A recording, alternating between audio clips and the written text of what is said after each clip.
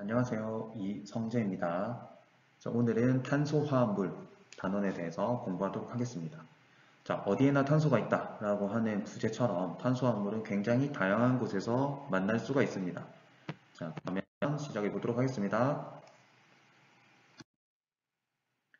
자, 오늘 학습 목표입니다. 탄소화합물에 대해서 이해할 수 있다. 자, 목차입니다. 첫 번째, 탄소화합물이란 무엇인지 알아보고, 두 번째, 왜 하필 탄소일까? 라고 하는 질문을 한번 던져보도록 하겠습니다. 그리고 세 번째, 탄수화물의 종류에 대해서 함께 보도록 하겠습니다.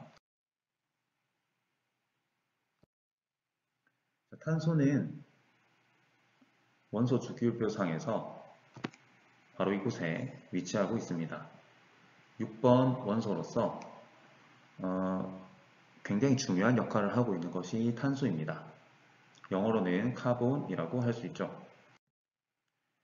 탄소화합물이란 탄소를 기본으로 해서 수소, 그리고 산소, 그리고 질소, 황, 할로젠과 같은 물질들과 결합되어 만들어진 물질입니다. 기본적으로 탄소를 기본으로 하고 있다는 특징을 가지고 있습니다.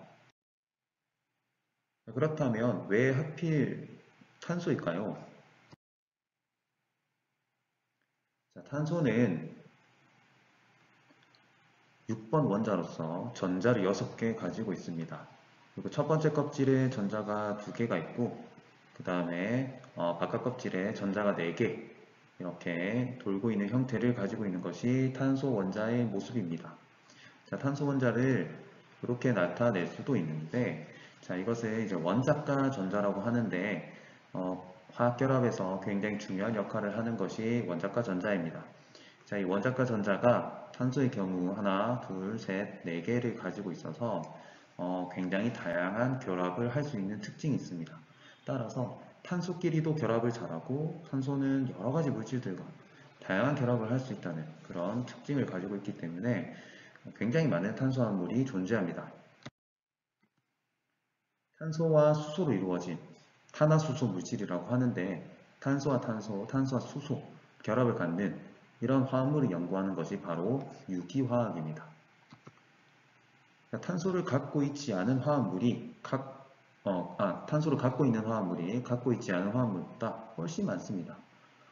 탄소를 가지고 있는 물질이 되게 엄청 많기 때문에 탄소를 가지고 있는 물질을 연구하는 유기화학이라고 하는 분야가 따로 나와 있을 정도입니다. 탄소 화합물의 종류를 하나씩 살펴보면서 어떤 특징이 있는지 보도록 하겠습니다. 자, 첫 번째는 메테인입니다. 탄소 하나와 수소 4개로 이루어진 메테인은 액화천연가스의 주성분으로서 분자의 구조는 이렇게 생겼습니다. 탄소와 수소 4개로 이루어져 있죠. 아마 길을 가다 보면 LNG 가스를 가지고 다니는 버스들을 볼 수가 있습니다. 이 LNG 가스는 연소 후에 발생한 이산화탄소의 양이 다른 연료들에 비해서 상대적으로 적기 때문에 친환경 에너지로서 각광받고 있습니다. 다음으로 에탄올입니다. 에탄올은 손소독제 그리고 술 이런 곳에서 많이 볼 수가 있고 자, 이 열매는 과일 열매로서 낙하된 후에 발효가 되어서 당이 발효가 되면 에탄올이 만들어지는데 이 열매들이 발효가 되어서 이 발효된 열매를 먹고 휘청휘청 거리는 영상이 있는데 그것은 링크에다가 걸어 놓도록 하겠습니다. 자, 에탄올 분자는 이렇게 탄소 2개와 그 다음에 수소 그리고 산소, 수소 이렇게 이루어져 있는데요. 자, 우리 흔히 술을 마시면 개가 된다고 하는데 술을 마시면 개가 되는 이유가 뭘까요? 자, 그것은 바로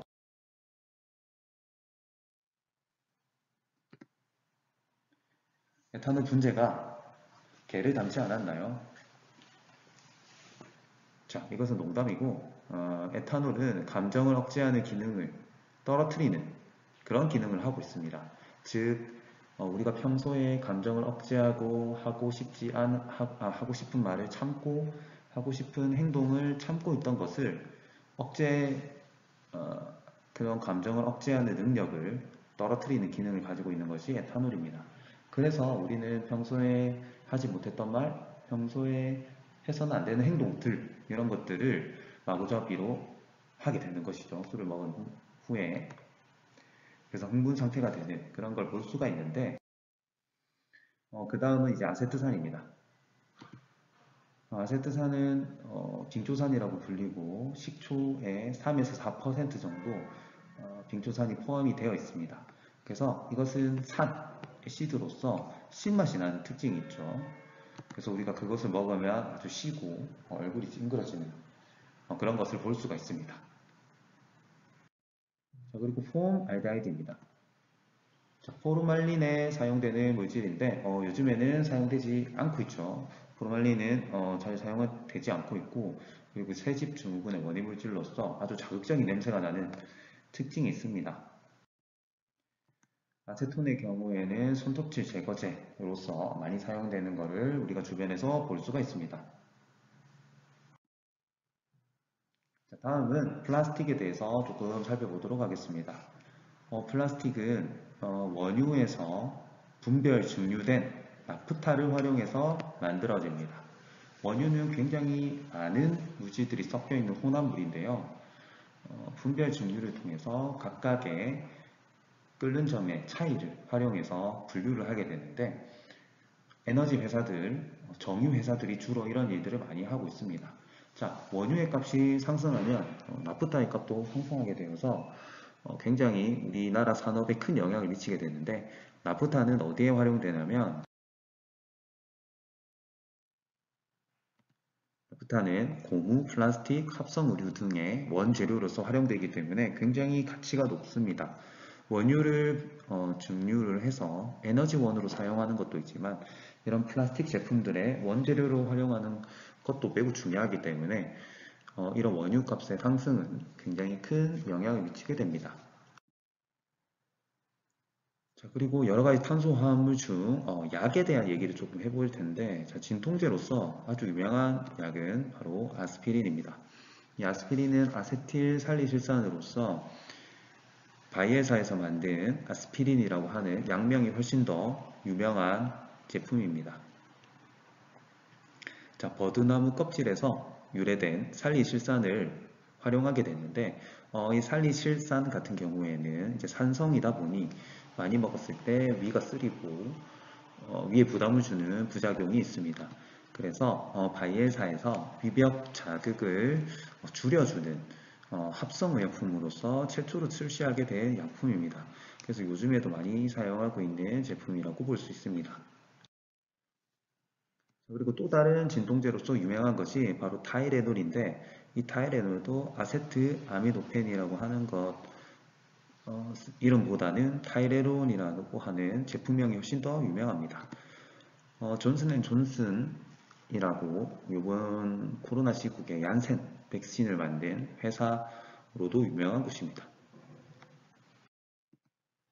자, 그리고 아편 진통의약품인 모르핀 또한 진통제로서 굉장히 많이 쓰이고 있는 제품입니다.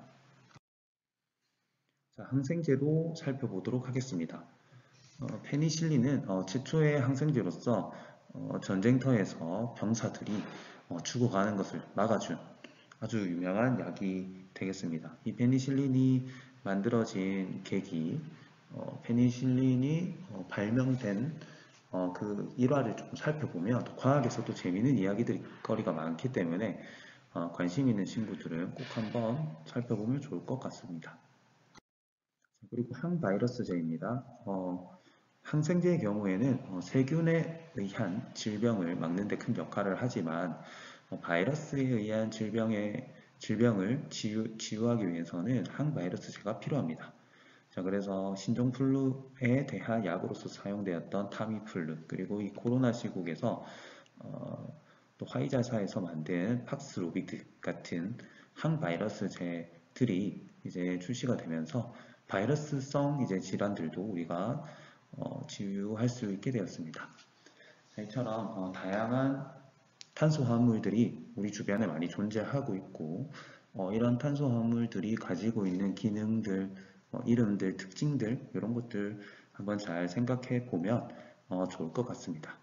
자, 그러면 수업을 마치도록 하겠습니다.